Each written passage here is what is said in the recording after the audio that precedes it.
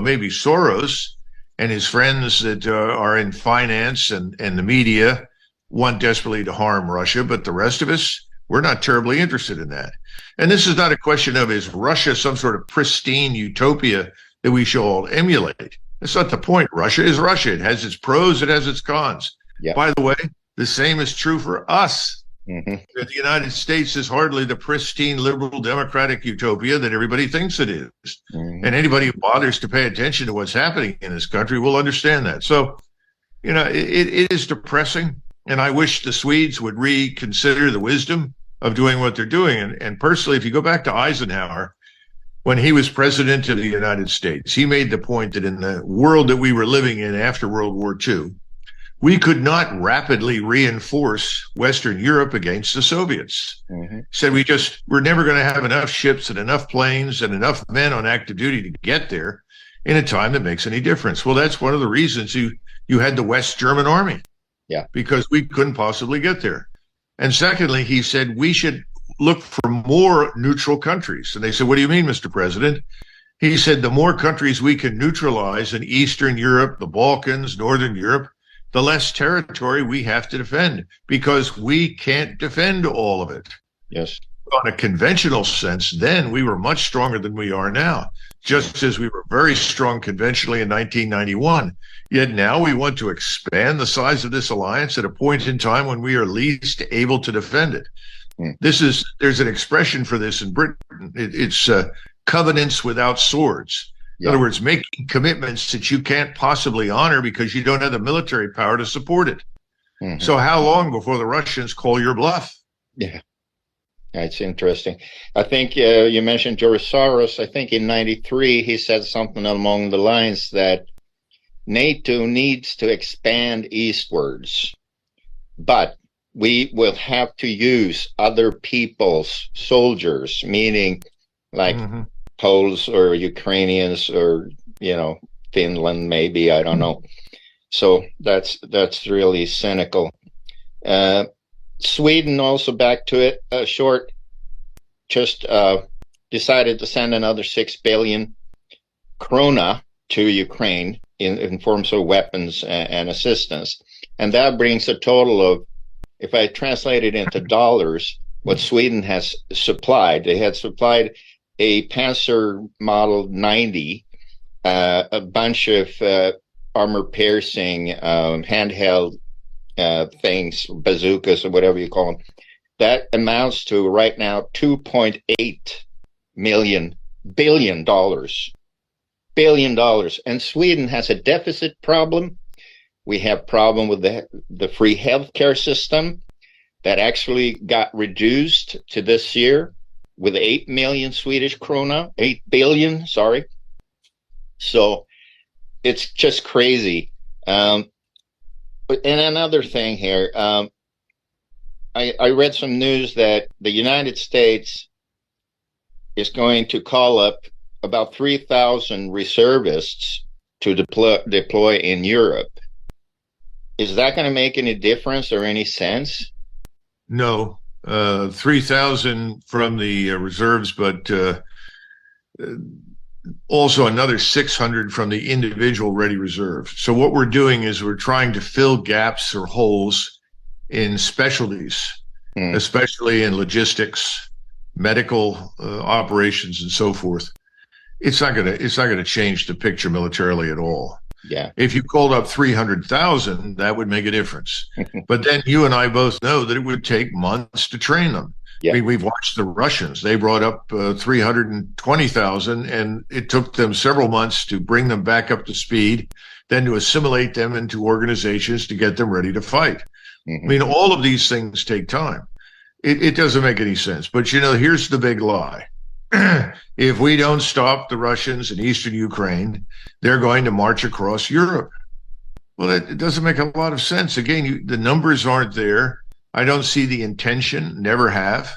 I don't see the wherewithal on the Russian side. So that it just is foolish nonsense. I mean, the Russians have privately said, look, we'll get to the Dnieper River. Yeah. And if we want to cross it, we can cross it. But the problem is, if we're going to march all the way to the Polish border, we're going to need some more troops. Yeah. Now, this may not make much difference to Ukrainians, or excuse me, Swedes, but Ukraine is about the size of Texas. Right. Texas is big as hell. Yeah, it's It's a really big large. place. Yeah. And you can go from one end to the other and take days to do it. It's huge. So there's a lot of unreality in the play here, and people, I guess, are easily scared. It's unfortunate. Yeah. Well, people are scared for climate change also. Would this proxy war come to an end if the West stops sending money and equipment? What do you think? Would it stop? The Ukrainians will lose. They're losing anyway, but they would lose catastrophically. I think the way to end this is as following. First of all, you want a ceasefire and you want to have talks, but you can't get there unless you agree to three things. First, we've got to acknowledge that whatever state emerges from this disaster is going to be neutral. Yeah. It's astonishing to me that there's so much resistance to that in the West, because when I was at SHAPE in 1998, 99, we said, when somebody said, well, what is Ukraine's role in Europe? And we all laughed and said, to keep the Russian forces, 500 miles to the east. In other words, leave Ukraine alone. It's doing its job. If you leave it alone, it's this big, vast expanse where there are no Russian troops. Mm-hmm. I mean, this doesn't make any sense. The second part of it is, if you agree to neutrality, then you must immediately suspend the delivery of all aid, and then you've got to get all the NATO personnel inside Ukraine out. Mm-hmm. Now, if you do those three things, the Russians will sit down and talk to you. Yeah. But keep in mind, when it comes to territorial arrangements, the Russians aren't about to surrender territory they fought hard to gain. So you're going to have to be realistic about what remains of Ukraine. Now, if you do that today, Ukraine will amount to something. Mm-hmm. But if we don't do anything now, Ukraine will simply shrink and shrink and shrink to the point where there's almost nothing left. It's what people call the Ukrainian rump state. Mm-hmm. And there's one other thing. When you start talking about joining NATO, we did not bother to point out that too many nations in Eastern Europe have agendas which are ultimately incompatible with the NATO's alliance mission. And what's the mission? The mission, we thought, was to keep peace in Europe, to prevent the outbreak of another war. Yes. It had nothing to do with conquering new territory or expansion. Well, you've got Poles and Lithuanians and Slovaks and Hungarians and Romanians and Latvians and Estonians. Everybody has an agenda. Mm-hmm. Everybody wants territory that was formerly theirs, whether you go back 50 years, 100 years, 200 years, 300 years. Eastern Europe's a lot like the Balkans. Yeah. What happened in 1650 is just yesterday. Mm-hmm. Old grudges never go away.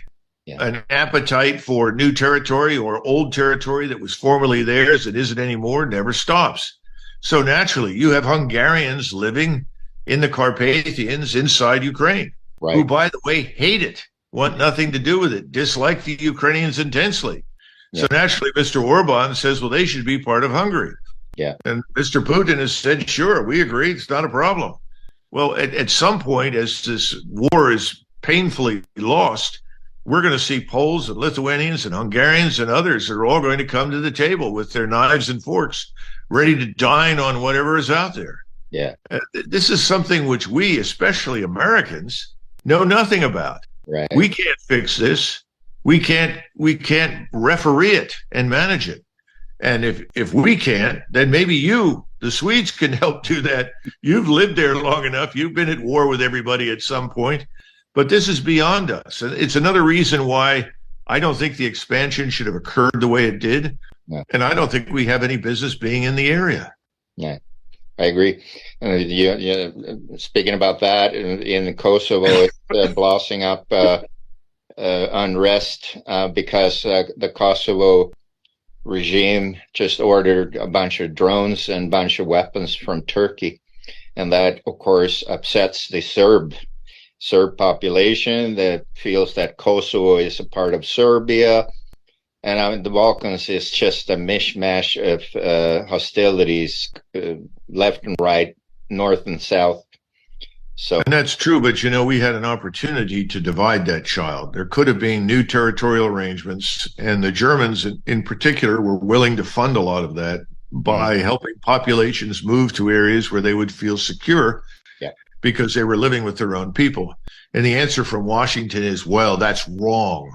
That's 19th century thinking. We don't live that way anymore. We're all going to live together in the diverse utopia.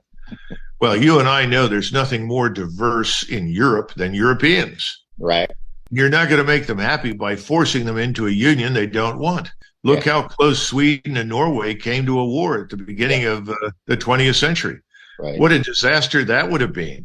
Is anybody who spends time in Norway, Sweden, Denmark, we look around and we know there are differences, but why would these people kill each other? It doesn't make any sense.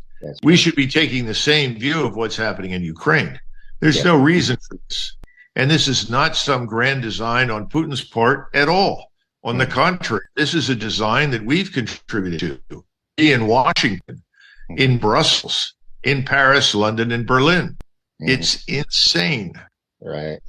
Well, when I lived in the United States, most of the 80s, one of the things that struck me is how little most Americans know about the rest of the world. I mean, that's very obvious, but it's kind of refreshing to talk to Americans that do have an insight in the rest of the world.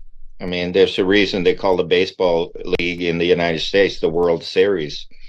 All right. I don't know if you have Abraham Lincoln used to say in Washington, advancement in politics, so there's no bar to ignorance. In other words, there's nothing to prevent you from being elected and wielding power in Washington, regardless of how ignorant you are. Today, I think we suffer from an excess of both ignorance and arrogance. We are arrogant based on a position that we occupied in 1992. Then there was an interest on the same kinds of people right now who are pushing war in Ukraine. People in 1992 decided, well, the world is our oyster. We can do with it what we want. And then we can refashion it to suit us. This was a catastrophe. The United States had an opportunity to say, good luck. We'll be there if you need us. We'll support you. But ultimately, Europe is European. We're going home. I felt very strongly that we should do that at the time. And everybody said, oh, no, that would be a disaster. The Europeans will immediately fight with each other.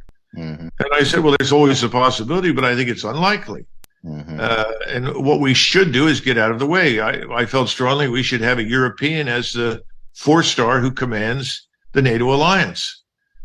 We just needed to step back. That didn't mean we needed to leave the alliance. We could stay in it, but let the Europeans call the tune. Let them drive this train. We were unwilling to do that. So we are now involved everywhere on the assumption, the false assumption, by the way, that we're the indispensable power. Well, I suppose if you want someone with a lot of power and money to come in and make a mess of your country, we do a brilliant job. Well, thank you so much, Colonel, for coming on this modest little channel. I have mostly Swedish viewers, but Swedes do understand English quite well, and maybe not speak it that good, but everybody understands perfectly the English language. So I'm infinitely grateful that you took your time out from your busy schedule to be on this little channel. And maybe we can return sometime soon and continue observing the development, because it happens things every day in the East now. So, well, we'll just wait for things to develop here economically and financially. We've already seen this crisis begin in Europe. I think we're going to have similar troubles here. And whenever we have these serious internal financial and economic difficulties or societal problems, Americans always do the same thing. We turn inward completely and suddenly realize that whatever happens beyond our borders really doesn't make much difference to us. Right. I think we'll witness that in the future. I think so. My best to everybody in Sweden. Thank you for inviting me. Thank you so much, Colonel. Right. And thanks for the viewers. Bye-bye. Bye-bye.